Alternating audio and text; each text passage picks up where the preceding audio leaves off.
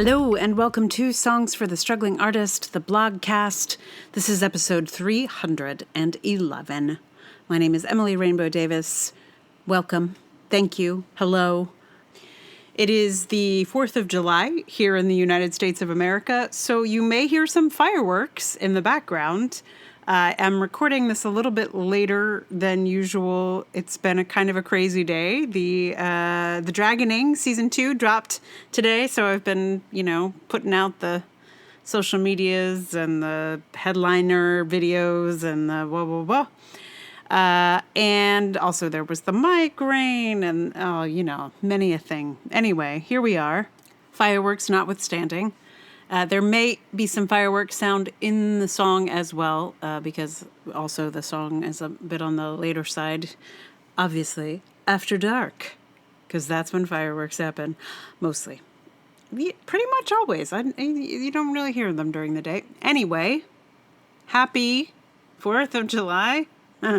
Listen, I'm just celebrating the launch of my second season of my audio drama, and whatever else this holiday has to offer, I'm not paying attention to it today. So, today's blog is the one I let drop a few episodes ago. It was a kind of a crazy time. We're going to try and do some collaborative song making, which in the end has not happened. But if things are out of order, they're out of order. The world is out of order, is it not? Anyway, meanwhile, let me just go ahead and read it to you. It is called My Real Job.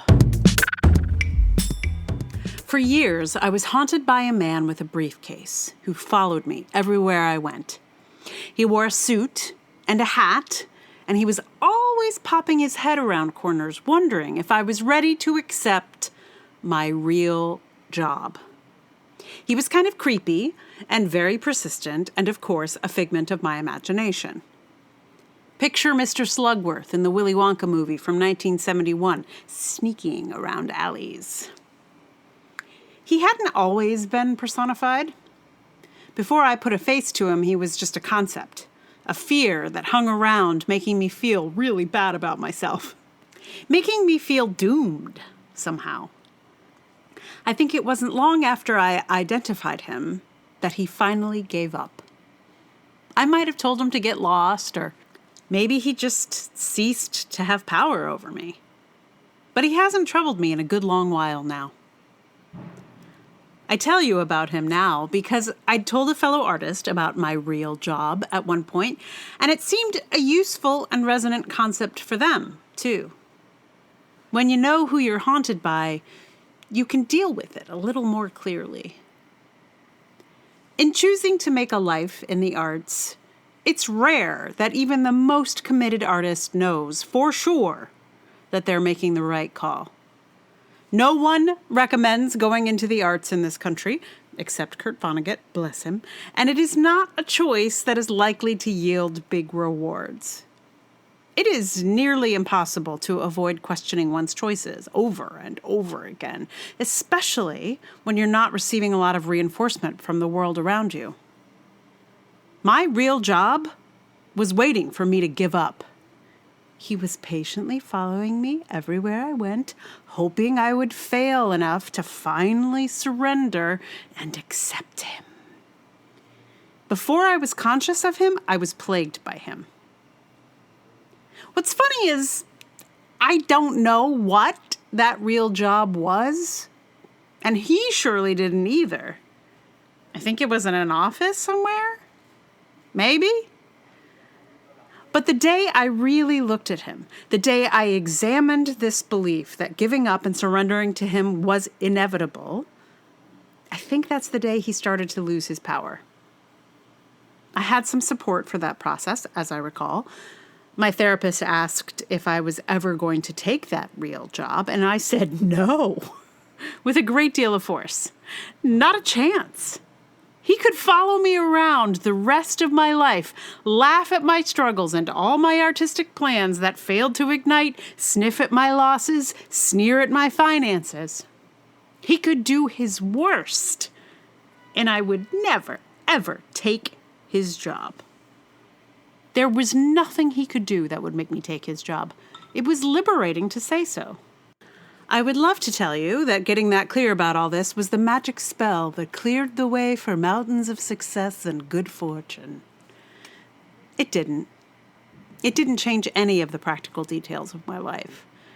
It wasn't an enchantment that I broke.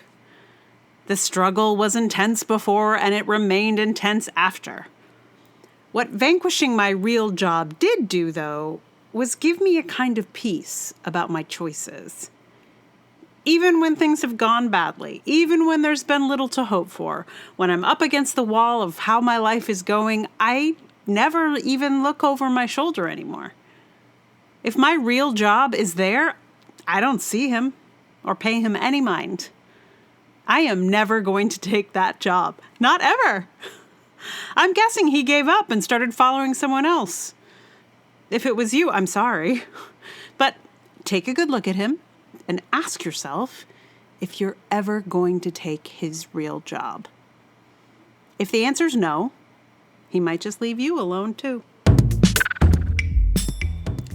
So I figured out what song this was going to be really from the beginning. I don't even know if maybe the song came first. Anyway, they've been intertwined in my mind for some time. So the song is Laurie Anderson's Baby Doll. And you'll hear why. There's a line in the song where she's wondering if she should get a real job. And listen, do you know Laurie Anderson? She is one of the great, consummate artists of this city and of the country and of the world, probably. Extraordinary in many directions, in inventing instruments, in songwriting, in creating spectacle and shows and visual art. She's top of the heap. And this song came out in the 90s, where she was already top of the heap.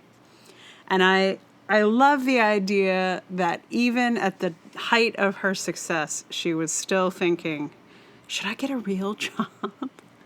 It's such a powerful idea. Even one of our most successful artists, really, was still should I get a real job? And you're like, no, Laurie Anderson, you should not get a real job.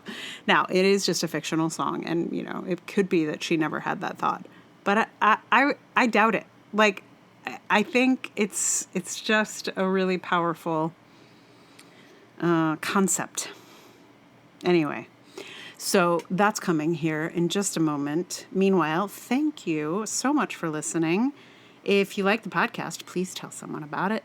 Like, review, subscribe, all of the things. If you'd like to support the podcast with your dollars, patreon.com/Emily R. Davis. Also Ko-fi, also PayPal. All those links are in the show notes. And if you get a chance, listen to the first episode of Season 2 of The Dragoning. If you've listened to Season 1, that is.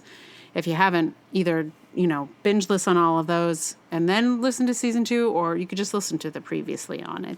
It sort of sums things up. Anyway, that's all happening today also. So check that out if you haven't.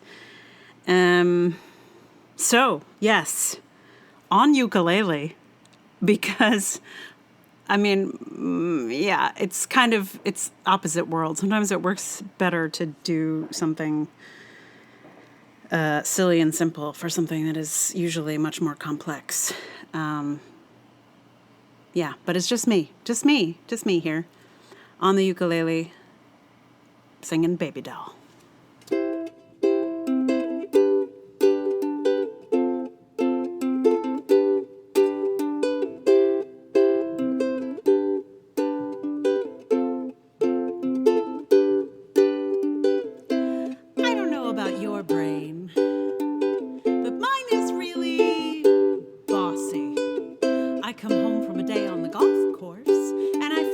Messages scribbled on wrinkled up scraps of paper. And they say things like, why don't you get a real job? Or, you in what army? Or, get a horse. And then I hear this from the back of my head.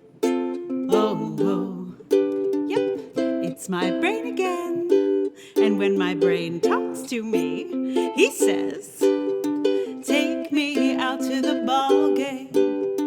Take me out to the park.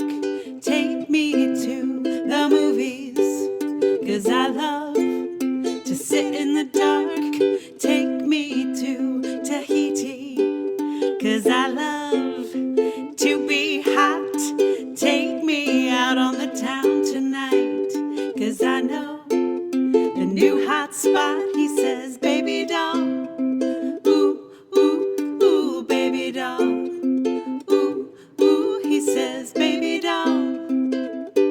I love it when you come, when I call, baby doll. You don't have to talk, I know it all, baby doll. Ooh, ooh, ooh, baby doll. Ooh.